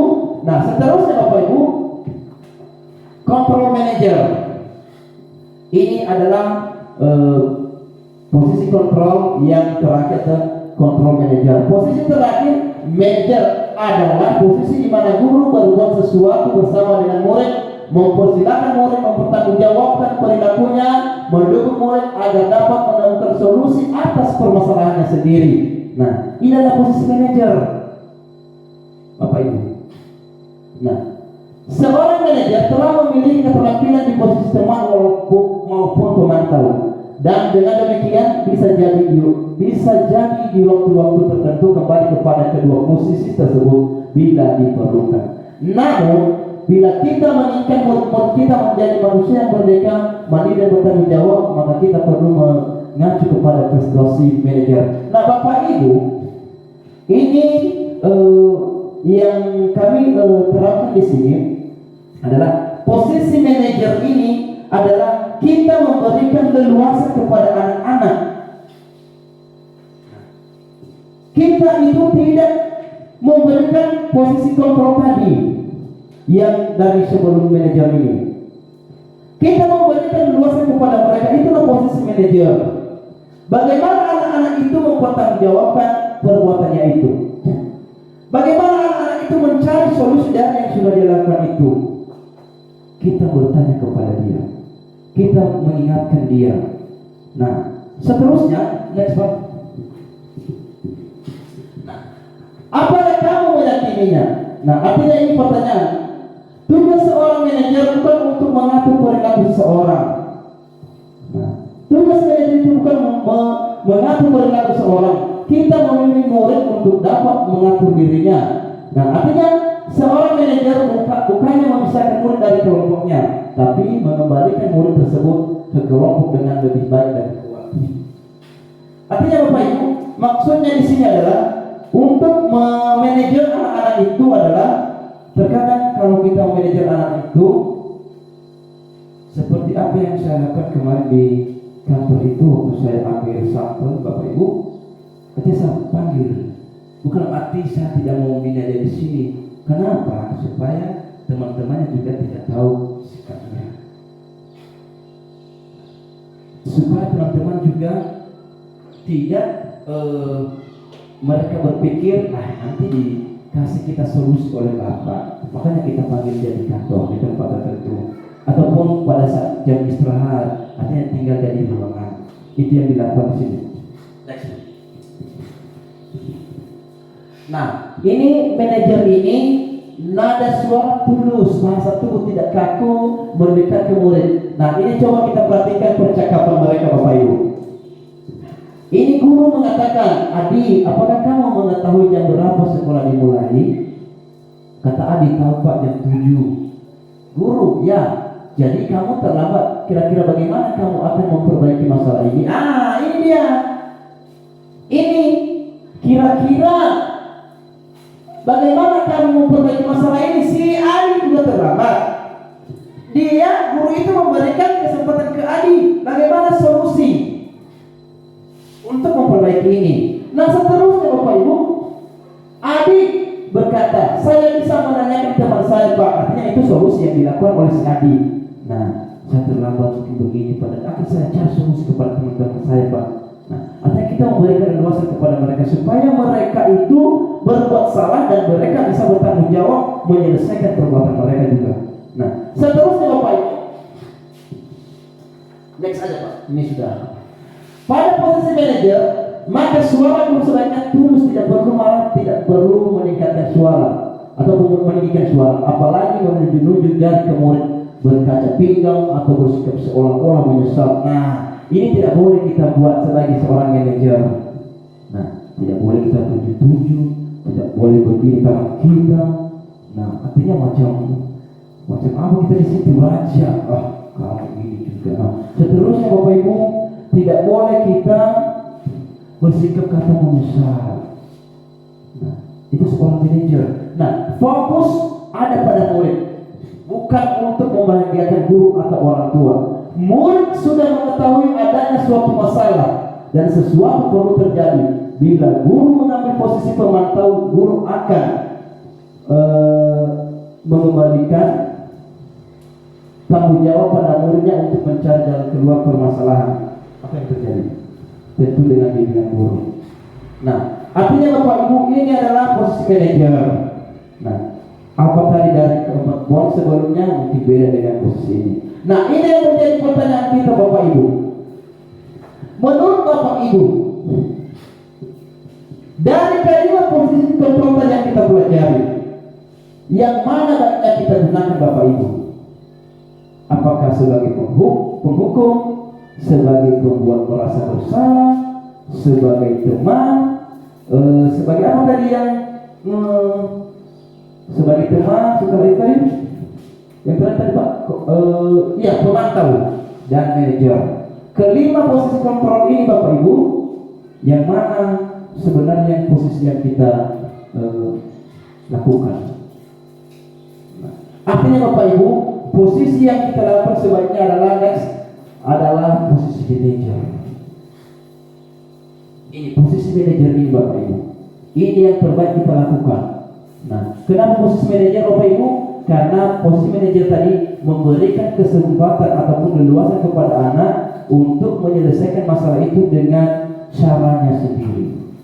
Nah, oke Pak, lanjut Pak.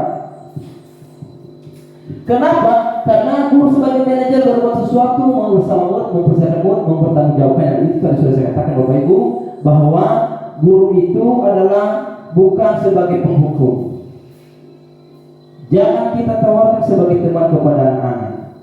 Jangan kita hanya sebagai pemantau, dan jangan kita juga sebagai apa yang ketiga tadi, penghukum, merasa bersalah. Artinya kenapa sudah saya katakan tadi, ketika kita melibatkan masalah anak itu kepadanya, maka dalam hatinya takut nanti. Nah, ini adalah yang ditekankan kepada kita adalah sebagai guru itu adalah posisi kontrol yang digunakan adalah posisi manajer. Oke Pak. Baik Bapak Ibu, dari ketujuh kegiatan kita masuk pada keenam, yaitu keyakinan kelas. Bapak Ibu, keyakinan kelas adalah merupakan disiplin positif yang bisa diterapkan dalam membangun budaya positif di sekolah. Artinya Bapak Ibu, hal-hal yang harus kita lakukan di sekolah, budaya positif ini adalah termasuk keyakinan sekolah atau kelas. Nah, keyakinan ini akan membantu murid untuk mengembangkan disiplin diri karena murid akan belajar mematuhi keyakinan kelas yang telah dibuat sendiri. Nah, mungkin Bapak Ibu selama ini yang kita dengar di sekolah adalah peraturan sekolah, tata tertib sekolah. Nah, tapi memang ini adalah termasuk dari keyakinan sekolah ini atau kelas ini, memang tidak termasuk aturan sekolah, tetapi ada sedikit bedanya. Nah, baik Bapak Ibu, kalau kita perhatikan, kenapa ini sampai di sini Pak? Coba next. Nah, pembuatan keyakinan sekolah atau kelas, guru berperan dalam mewujudkan terbentuknya keyakinan sekolah atau kelas dengan adanya kesepakatan antara guru dan murid. Artinya Bapak Ibu, keyakinan kelas ini bukan hanya yang dibuat oleh guru saja. Artinya kita melakukan pertemuan antara murid dan guru. Kita tanya mereka, anak-anak, apa saja hal-hal yang memang tidak bisa kita lakukan, apa yang juga boleh kita lakukan. Artinya kita itu tulis dan kita sempurnakan kalimatnya. Oke Pak, next Pak.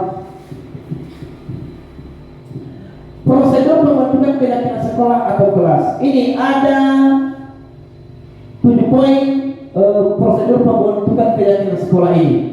Yang pertama adalah mempersilahkan warga sekolah atau murid di sekolah untuk bercurah pendapat tentang peraturan yang perlu disepakati di sekolah. Artinya adalah kita memberikan kesempatan kepada anak untuk bercurah pendapat. Dia menyampaikan apa yang harus memang tidak yang tidak seharusnya diperbuat oleh si anak ataupun murid di dalam kelas.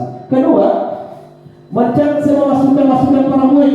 Artinya Bapak Ibu, apa yang disampaikan oleh murid itu kita catat dan kita muat di dalam buku kita. Nah, seterusnya Bapak Ibu, susunlah keyakinan kelas sesuai prosedur pembentukan keyakinan sekolah atau kelas. Gantilah keyakinan. Nah, artinya Bapak Ibu, kita menyusun keyakinan sekolah itu atau kelas itu adalah sesuai dengan prosedur katanya, yaitu kita ganti karena anak-anak kan memberikan kata-kata yang masih ada kata-kata negatifnya. Nah, artinya kita sebagai guru di situ kita buat kata-kata itu supaya halus. Nah, oke, next slide. Artinya kita tinjau kembali daftar curah pendapat yang sudah dicatat. Anda mungkin akan mendapati bahwa pernyataan yang tertulis di sana masih banyak yang berupa peraturan-peraturan. Nah, artinya bukan lagi peraturan yang ada di sana. Siapa tahu nanti anak mengatakan di kelas ataupun di sekolah dilarang membuang sampah sembarangan. Nah, kata-kata apa yang harus kita buat? Jangan ada kata-kata peraturan, jangan ada kata-kata larangan. Nah, seterusnya Bapak Ibu, tinjau ulang keyakinan sekolah secara bersama-sama. Seharusnya setelah peraturan telah disatukan menjadi beberapa keyakinan, maka jumlah bukti pernyataan keyakinan akan berkurang. Sebaiknya keyakinan sekolah kelas tidak terlalu banyak, bisa berkisar antara 3 atau 7. Artinya Bapak Ibu, kalau kita membuat keyakinan kelas itu, meskipun anak-anak bercurah pendapat semua, silakan bercurah pendapat sekarang dulu, kasih aja dulu, dan jangan terlalu banyak. Kenapa? Keyakinan kelas itu nanti tidak tertutup kemungkinan kita tempel di dinding, supaya setiap saat anak-anak melihat bahwa itu. Nah, artinya paling katanya di sini 3 atau sampai 7. Nah, tidak perlu banyak. Setelah keyakinan sekolah atau kelas selesai dibuat, maka semua warga sekolah ataupun kelas dipersilakan meninjau ulang dan menyetujuinya dengan menandatangani. Artinya Bapak Ibu, kita membuat keyakinan kelas itu juga kita buat di satu format kertas dan kita suruh anak itu, oke anak-anak, ini kesepakatan kita bersama Bu, mari kita menandatangani. Artinya kita mengajari mereka itu bertanggung jawab apa yang sudah mereka sampaikan ataupun kata-kata yang mereka sampaikan. Ketujuh, keyakinan sekolah atau kelas selanjutnya bisa didekatkan di dinding. Nah, tadi yang sudah saya sampaikan Bapak Ibu, bahwa keyakinan kelas ini bisa kita tempel di tempat yang mudah dilihat oleh anak-anak, dijangkau oleh anak-anak. Artinya biar setiap hari mengingatkan mereka itu peraturan kita. Nah, baik, next. Bapak Ibu, ini adalah kalimat-kalimat contoh keyakinan kelas atau sekolah. Coba kita perhatikan seperti di kelas 1 itu, keyakinan kelas, setiap anggota kelas perlu belajar, setiap anggota kelas perlu senang, setiap anggota kelas. Nah, artinya ini yang kita buat kepada anak-anak kita di kelas. Ini salah satu contohnya Bapak Ibu. Tidak perlu panjang-panjang kata-katanya, sedikit saja kata-katanya, tetapi anak-anak harus senang ya, tidak boleh cemberut ya. Nah, itu peraturan kelas kita ya, itu keyakinan kelas kita ya, coba dibaca ya. Nah, seperti itu. Di kelas 5 selalu bersikap positif. Nah, anak-anak harus kita gambarkan nanti apa saja sikap positif itu. Nah, baik Pak, mungkin seperti itu contohnya Pak. Baik Bapak Ibu, ini adalah yang terakhir pada budaya positif yang kita pelajari hari ini Bapak Ibu. Sekarang yang terakhir adalah segitiga restitusi. Bapak Ibu, segitiga restitusi adalah suatu proses dialog yang dijalankan oleh guru atau orang tua agar dapat menghasilkan murid yang mandiri dan bertanggung jawab. Nah, artinya ini adalah segitiga restitusi Bapak Ibu, bukan segitiga sama kaki. Nah, Seterusnya Bapak Ibu, penerapan segitiga restitusi ini dalam penyelesaian masalah guna yang berperan sebagai manajer menggunakan segitiga restitusi dalam penyelesaian masalah. 1. Menstabilkan identitas. 2. Validasi tindakan yang salah dan menanyakan keyakinan. Nah, artinya Bapak Ibu, mungkin kemarin saya sudah melaksanakan ini Bapak Ibu. Artinya saya dulu menstabilkan identitas, menanyakan kenapa. Nah, oke, next Pak. Baik Bapak Ibu, keterkaitan antara materi budaya positif dengan 3 materi sebelumnya, itu dengan menjalankan budaya positif di sekolah, maka akan mempermudah dalam tercapainya tujuan pendidikan. Nah, ini adalah sesuai dengan filosofi Ki Hajar Dewantara, yaitu pendidikan yang berpihak pada murid bersifat menuntun tumbuh atau hidupnya kekuatan kodrat yang ada dalam diri murid. Nah, Bapak Ibu yang kami banggakan, ini adalah merupakan segitiga restitusi yang sedang kita bahas saat ini. Nah, artinya Bapak Ibu, pertama adalah menstabilkan identitas. Bagian dasar dari segitiga bertujuan untuk mengubah identitas anak dari orang yang gagal karena melakukan kesalahan menjadi orang yang sukses. Nah, itu kita dulu menstabilkan dulu itu. Nah, kita buatnya dulu, tenang dulu. Kita aja dulu, tunggu dulu, apa itu masalahnya? Apa dia begini bagaimana? Nah, kedua adalah memvalidasi tindakan yang salah. Ini menurut teori kontrol, semua tindakan manusia baik atau buruk pasti memiliki maksud tujuan tertentu. Nah, ini adalah memvalidasi tindakan yang salah ini Bapak Ibu. Kadang-kadang itu ada begini, saya kecewa dengan ini, bahwa ini betul. Nah, apa jawaban kita di situ? Ya, nah, saya juga pernah dilakukan hal yang sama seperti itu. Nah, artinya kita dulu memberikan kita juga sebagai contoh. Nah, ya saya juga marah dulu kalau seandainya dibuat saya kata-kata seperti itu. Siapa yang tidak marah di situ? Ya terus bagaimana seterusnya? Nah, itulah kita menggali anak itu. Nah, seterusnya menanyakan keyakinan. Setelah kita nanti mengetahui permasalahan anak itu, nah kekecewaannya ataupun dia sudah terlambat di sekolah. Nah, artinya kita menanyakan dia, nah ketika kamu terlambat sekolah, apakah itu sudah menyalahi aturan keyakinan keras tidaknya? Nah, ketika dia menjawab, ya sudah Pak, dalam hal mana itu kamu? Nah, lihat disiplin waktu Pak. Nah, kita tawarkan dia solusi apa supaya tidak terjadi lagi untuk hari-hari depannya. Nah, seterusnya Bapak Ibu, next Pak. Ini coba perhatikan gambaran segitiga restitusi Bapak Ibu. Nah, pertama tadi menstabilkan identitas. Setiap orang pasti pernah melakukan kesalahan itu. Artinya ketika anak menyampaikan perbuatan-perbuatannya, kita stabilkan dia dulu. Oh anak, memang setiap orang mana ada yang tidak bersalah. Nah, saya juga saya pernah juga melakukan kesalahan seperti itu. Nah, apalagi kita ketahuan yang kamu bukan satu-satunya yang pernah melakukan ini. Artinya ketika dia berbuat jahat, contohnya dia sudah merusak fasilitas sekolah kursi.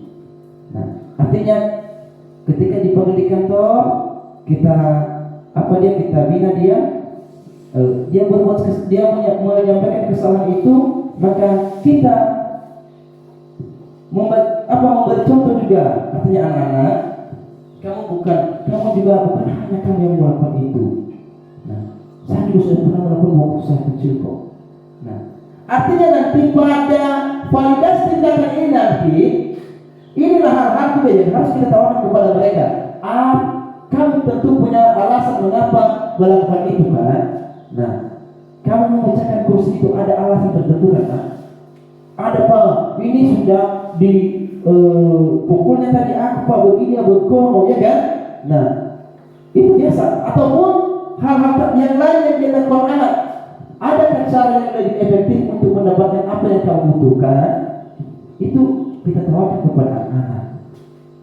Nah, seterusnya untuk menanyakan keyakinan. Nah, artinya setelah kita membuat keyakinan keras, kita ingatkan anak ketika dia berbuat salah. Apa yang kita lakukan di sini? Coba seperti keyakinan keras apa yang telah kita sepakati, kita tanya di situ. Dan kamu ingin menjadi orang yang seperti apa? Nah, artinya di situ nanti ketika kita menanyakan keyakinan keras apa yang sudah dia katakanlah menyalahi aturan keyakinan keras itu, kita tanyakan dia apa yang kamu keyakinan keras, apa yang sudah kamu salah di situ. Nah, sehingga anak itu nanti melihat, oh iya Pak, saya tidak menghargai menghargai orang lain Pak. Sebaiknya orang lain itu wajib dihargai Pak. Nah, anak itu juga nanti ingat keyakinan keras yang sudah kita buat. Nah, oke baik Pak. Bapak Ibu, budaya positif dapat terwujud jika seorang guru memiliki 5 nilai guru, diantaranya ini Bapak Ibu. Ada 5 nilai guru di sini untuk mewujudkan budaya positif ini, yaitu kita itu berpihak pada murid. Itu nilai kita sebagai guru Bapak Ibu. Kita itu wajib berpihak pada murid anak didik kita. Kita itu mandiri, reflektif, kolaboratif, dan inovatif. Nah, itu nilai kita sebagai guru Bapak Ibu. Tapi sepertinya kita sudah selama ini kita sudah melaksanakan inovasi ini dan kolaboratif ini Bapak Ibu. Banyak inovasi-inovasi yang kita munculkan. Apalagi kemarin kita ikut gereja di sana, kita bernyanyi bersama, dan sebenarnya banyak hal-hal inovasi baru Bapak Ibu. Mungkin kita masih baru memulai langkah dari titik nol. Oke. Nah, seterusnya Bapak Ibu, salah satu perubahan yang diinginkan sesuai visi guru adalah terbentuknya budaya positif agar terwujud sekolah yang nyaman, aman, dan berpihak pada murid. Bapak Ibu, ini adalah salah satu perubahan yang kita inginkan Bapak Ibu. Nah, untuk mewujudkan visi guru tersebut dengan perbuatan prakasa perubahan sesuai filosofi Jarawataram untuk mewujudkan profil pelajar Pancasila. Oke. Baik Bapak Ibu, mungkin sampai di sini dulu penerapan penerapan budaya positif di sekolah kita. Artinya Bapak Ibu, kalau nanti ada hal-hal bisa nanti kita dulu kembalikan kepada moderator. Mungkin sampai di sini dulu penyampaian materi Bapak Ibu. Kalau ada kelemahan kekurangan, silakan nanti kita luruskan bersama. Terima kasih. Kami kembalikan kepada moderator.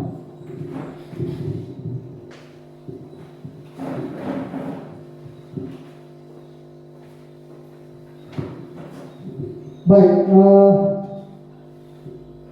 demikian saja paparan. Kita sudah menyaksikan bersama paparan materi mengenai penerapan budaya positif di sekolah oleh Bapak Fatul Susunaldo.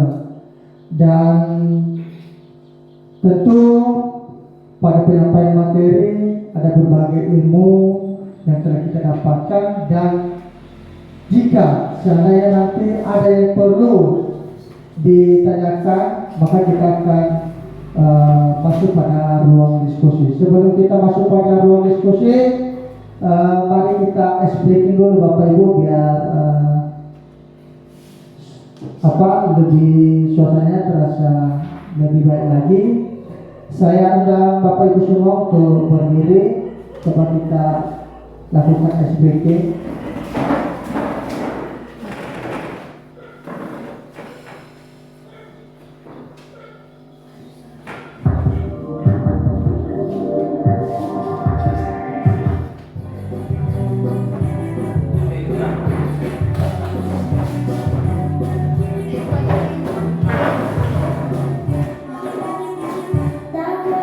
Putar-putar berputar, tangan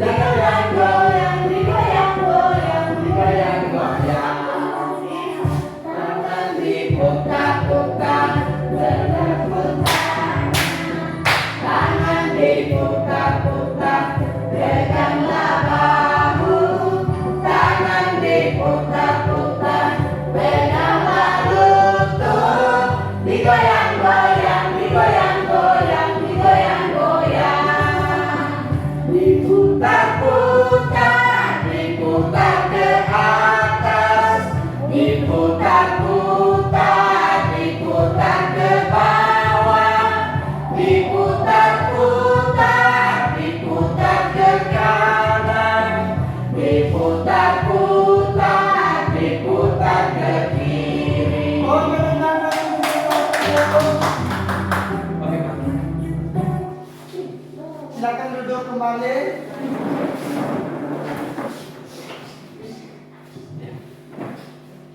Baik, kita lanjutkan. Jadi setelah kita melakukan ice breaking, jadi sekarang masuk kita pada ruang diskusi. Jadi saya pandu ruang diskusinya untuk termin pertama. Jika ada Bapak Ibu yang mau bertanya, saya berikan kesempatan untuk 3 orang penanya. Jadi kalau ada, silakan Bapak Ibu untuk muncul tangan di atas untuk memberikan pertanyaan atau masukan. Ya, Bapak Ibu disilakan kalau ada yang mau ditanya, silakan ditanya. Ini biar kita nanti luruskan karena ini adalah budaya positif yang akan kita kembangkan di sekolah kita. Kalau memang juga tidak ada, biar diteruskan oleh moderator. Ada yang bertanya, Bu? Ya, kalau ada pertanyaan boleh. Baik, ya di sini ada pertanyaan dari Ibu Norma Yulita dari SPD. Kami berikan kesempatan. Oke. Baik, langsung saja. Dari penerapan budaya positif ini, sebenarnya kalau secara pribadi ini hanya mengingatkan saja, mengingatkan bagaimana cara kita bertindak. Karena dari hal-hal yang apa yang Bapak sampaikan tadi, sepertinya ini sebenarnya bukan hal yang baru, tetapi mungkin hanya mengingatkan kita sebagai seorang pendidik. Dan hanya yang menjadi pertanyaan saya, bukannya ini filosofis Bapak Ki Hajar Dewantara yang dulunya kenapa baru ada yang namanya paradigma baru? Ya. Kenapa bukan dari kemarin? Ya. Itu saja pertanyaan dari saya. Terima kasih. Iya. Nah, pertanyaannya luar biasa sekali. Jadi mengenai budaya positif ini, jadi sesuai dengan filosofi Ki Hajar Dewantara. Jadi gimana tadi bahwa itu sudah dari dulu ada filosofi tersebut, tetapi kenapa baru ada pada saat ini pembelajaran paradigma baru itu. Jadi kami kembalikan kepada Bapak narasumber untuk menanggapi pertanyaan dari Ibu Norma Yulita. Kami persilakan. Oke. Baik, terima kasih Ibu Nehe atas pertanyaan, di mana memang benar apa yang sudah kita pelajari hari ini memang benar-benar sudah kita laksanakan di sekolah kita, tetapi terkadang kita tidak fokus kontrol mana yang harus kita kembangkan. Nah, seterusnya ini tadi yang mau ditanyakan Ibu Nehe mengenai filosofi Ki Hajar Dewantara dengan paradigma baru. Nah, artinya Ibu, sebenarnya perubahan kurikulum ini yang dinamakan dengan paradigma baru ini adalah bukan termasuk daripada apa yang sudah difilosofikan oleh Bapak Ki Hajar Dewantara. Kalau paradigma baru kita Ibu Nehe, ini adalah kita itu memaparkan seperti apa perubahan yang berlangsung saat ini, yang kita kembangkan saat ini. Itulah yang disebut dengan paradigma baru. Nah, itu bukan termasuk daripada hal-hal yang sudah difilosofikan oleh Bapak tokoh pendidikan Ki Hajar Dewantara. Paradigma baru yang kita bahas hari ini adalah untuk penerapan saja, perubahan kurikulum dari sebelumnya dengan saat ini. Nah, mungkin seperti itu saja Bu jawaban dari kami. Semoga kalau ada lagi hal-hal yang ditanya tidak boleh dibatasi. Silakan kalau ada pertanyaan. Oke, luar biasa penjelasan dari Bapak Fatosuri Siwandono atas pertanyaan yang telah dilontarkan. Jadi saya rasa karena tidak ada lagi sesi tanya jawab sudah selesai dari termin pertama sampai termin ketiga. Jadi ini sebelum kita akhiri kegiatan ini, jadi saya mengundang Bapak Ibu untuk memberikan apresiasi. Mari kita bertepuk tangan, kita berikan aplaus kepada Bapak.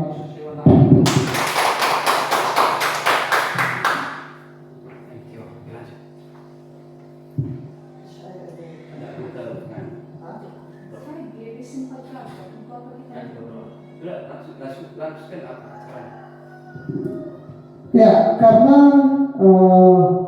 sudah selesai kegiatan kita dan tiba kita pada penutup dan artinya paling tidak dulu kita salah satu dulu kita minta namanya refleksi supaya bisa memberikan bagaimana pemahaman untuk yang sudah satu aja artinya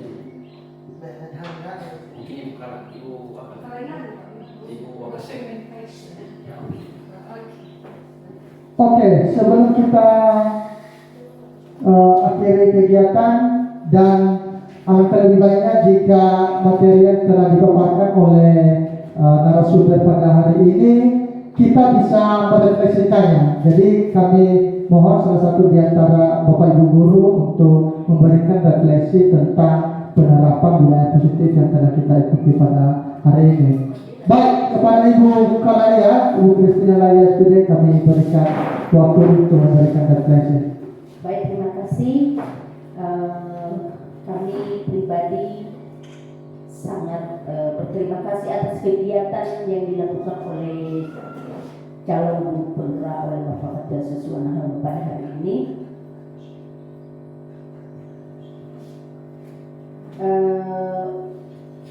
Kenapa saya bilang tadi saya sangat berterima kasih karena kegiatan ini tentang budaya positif di sekolah. Jadi memang selama ini kita sudah melakukan bagaimana cara mendidik siswa itu.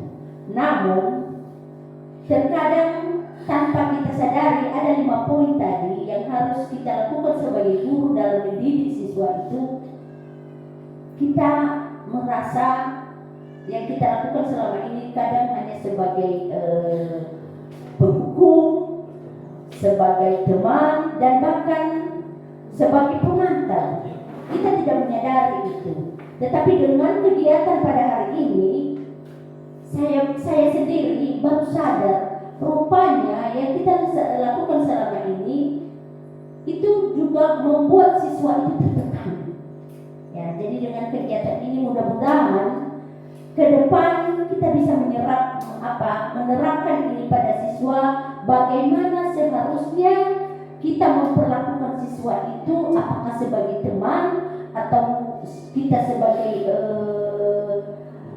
penghukum atau sebagai manajer bagi siswa. Jadi sudah dipaparkan tadi bahwa kita harus sebagai manajer untuk siswa itu. Jadi bukan hanya sebagai pemantau, bukan hanya sebagai penghukum dan lain sebagainya. Jadi untuk hari ini kami sangat berterima kasih kepada Bapak Fatosuri Siwandono. Semoga lebih sukses lagi dalam kegiatan calon guru penggerak ini dan semoga ini menjadi motivasi buat teman-teman sekalian. Terima kasih.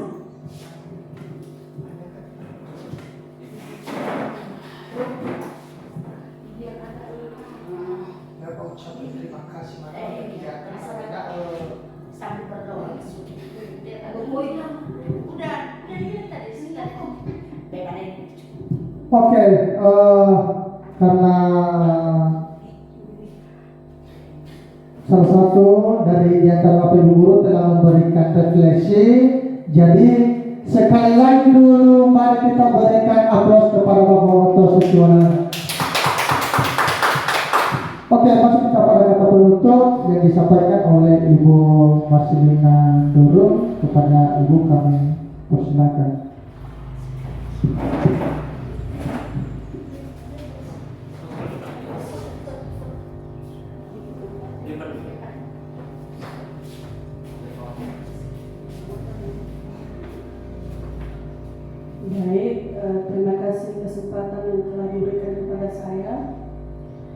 sebelumnya saya hormati Bapak calon peserta dan Bapak Ibu yang sudah hadir di tempat ini.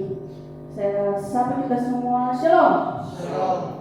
Baik, puji syukur kepada Tuhan yang mana dari tadi kita awal kegiatan kita ini Tuhan telah menolong, menjaga, dan sebentar lagi kita akan mengakhiri kegiatan ini, dan itu semua karena kasih Tuhan kepada kita. Dan kemudian yang perlu saya sampaikan di kata penutup pada saat ini, terima kasih Pak materi yang telah disampaikan kepada kami. Semoga apa yang telah diterima pada yang disampaikan pada sama dari Bapak kepada kami, semoga bermanfaat kepada kami ke depannya, dan kami bisa menerapkannya juga kepada anak-anak didik kita, supaya, dan perlu juga saya sampaikan bahwa dengan penerapan budaya positif yang telah Bapak sampaikan menjadi refleksi juga bagi kami sebagai Bapak Ibu guru. Kenapa? Karena kadang-kadang yang kami lakukan selama ini kami pikir itu sudah benar. Kadang kami marah, nada tinggi, marah-marah, mata kami melotot, menunjuk, ternyata itu semua ada efeknya kepada anak didik kita.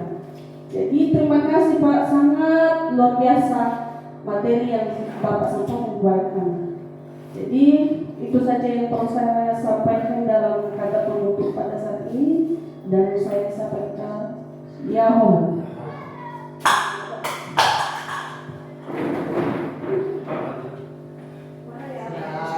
Jangan masuk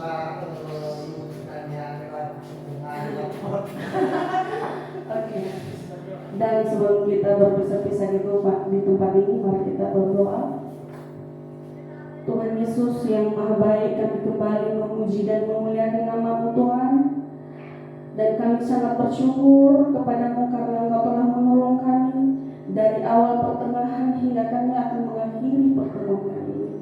Dan kami tahu itu Tuhan bukan karena kekuatan kami, melainkan hanya karena belas kasihan kepada kami semua.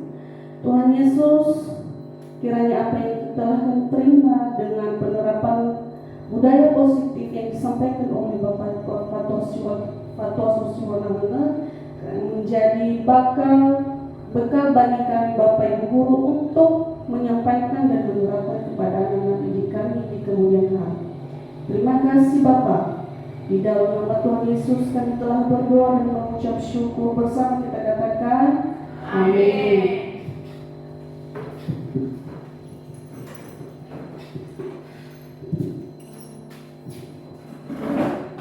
Oke Bapak Ibu, demikian saja rangkaian kegiatan kita pada hari ini tentang penerapan budaya positif di sekolah SD Negeri 07851 Cisarua Susua.